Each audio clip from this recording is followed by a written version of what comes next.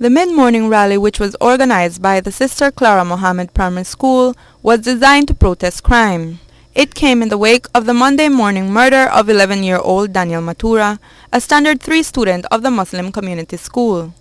Principal of the institution, Lana Ahmad, says the message of today's peaceful protest march must not be lost on anyone. We want peace. We want the crime and violence to stop because it's not only affecting the gangs, it's affecting our most innocent. It's affecting the future of our country, our children. We don't know what if these children had the opportunity to continue to live, what their lives would have turned out to be. And when you cut a young child's life short, we have cut a part of our future. We believe that God is in control of everything, and God allowed these things to happen at the same time because there are people who just practice doing evil things, and this is the result. But the consolation for us, we believe that children who are innocent, who have not reached the edge of puberty, they went straight to paradise. That's our consolation. What we are left with as a society, the parents of that child and those children who die like that, they are left with the pain, they are left with the absence of their children, they are left with not having that loved one anymore. The pain of losing her young son was overwhelming for Daniel's mother, Marva Mendoza, when she spoke with Love News as she walked along Cesar Ridge Road. All I want to ask the youth now to stop the violence. Mendoza could not finish her statement as, overcome with grief and perhaps the heat of the day, she collapsed into the arms of her family members. Also taking part in this morning's protest, which was held under the theme From Truth to Peace, were other mothers whose lives have been touched by the ongoing crime wave. That's a march for peace. Why you decide to come out and march? Because my son died a month and 2 days ago. Peter Flower. This is yet another march for violence. There has been so many. Where do you think we're going with what is happening in Belize? I think we're going down a very dangerous and sad path as we see our children, now our young kids, being caught in this crossfire, this serious crime that has just spiraled out of control. I think as a nation, as a people, we need to stand up. We need to try and make a difference. We cannot depend on our leaders all the time, on the police department. We need to come together, unite, and send a message to the criminals that we will not tolerate this anymore.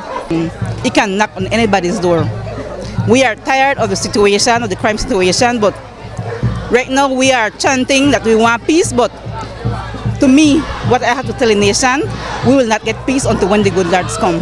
I hope, I really truly hope that our march make a difference. I mean, I've seen a lot of people marching. I've seen the people that lost their family or loved ones by gun violence marching. And we stand there, and we were too busy in that sense to come out because, all of a sudden they will say, oh, why is a Muslim out here now? Okay, we're making a stand now, and from now on we are going to make our voice heard, and I hope the government of Belize listen to us. Okay, there have been many marches for violence, many rallies, many protests. What makes this different? I think what it shows the human spirit. It shows human spirit never dies. It doesn't matter what you do. The human spirit is alive, and the human spirit will continue to be alive and agitate for the right things to happen, because the spirit is about doing the right thing, right? Doing what is right. And so what will make this different? It's just more children, more people becoming a part of the bigger movement, which is a movement for peace, for change. So this is the first time our school has been involved in something like this. It's the first time it has hit us directly with a child. We have had parents of children losing their lives. We just had one, Frank Vasquez, a couple weeks ago, of a parent of a child in Infant 2. So we know that how impacting this thing can be. It's devastating. Nobody's looking at the after effects of this of crime. Ahmad told Love News that the public demonstration is not the end of the saga of the murder of Daniel Matura. The veteran educator says there are plans to form some kind of support group which will look to take other actions in the near future. maybe the person responsible for Daniel's death might be watching, what message would you give to that person? What I would tell that person, your bullet did not have the name of the person you were intended. So it went anywhere and it caught a child, an innocent child. And that child could have been your child. And I want to tell you, whoever you are, that, and people like yourself, that it doesn't begin with you and it doesn't end with you. And that as a society and this little school, we're not afraid of you. We're not afraid. When you're found guilty of a crime, you should pay the penalty. You should pay the penalty.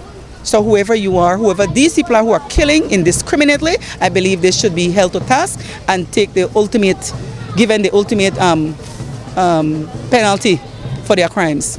If it's death by hanging, they should go for it. I think the law needs to call for that and stop playing around, because there are people who are benefiting from this crime and the poor people are the one paying and getting the bad end results. Police say they have charged the person they believe is responsible for the murder of Daniel Matura. 31-year-old Andrew Willoughby, a laborer of Arlington Drive in Belize City, was formally arraigned in Magistrates Court for one count of murder. Reporting for Love News, I am Natalie Novello.